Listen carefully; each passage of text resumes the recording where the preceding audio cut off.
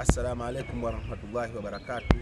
Mimi mkuu wa wilaya Magharibi B nataka nitoe tangazo la katazo kali sana kwa watu wote ambao ni wakaazi wa wilaya Magharibi B na watumiaji wa wilaya Magharibi B.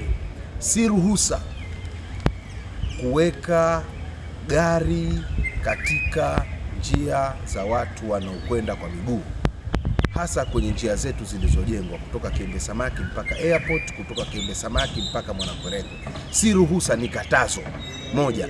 Lakini la pili, wafanya biashara wote waliokuweko mbele ya soko la Mwanakwerekwe nje ambao sio rasmi, hawajasajiliwa na wamevamia maeneo, waondoke mara moja.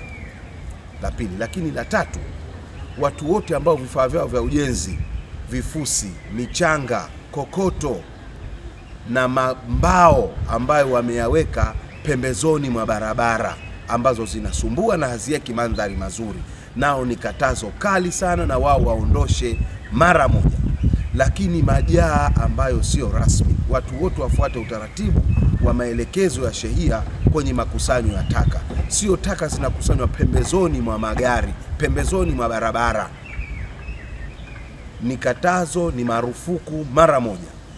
Operation kali itaanza sasa, halafu ikiwemo kuwachukulia sheria, lakini pia kuzuia mali zao hizo. Asante sana, naomba kuwasilisha.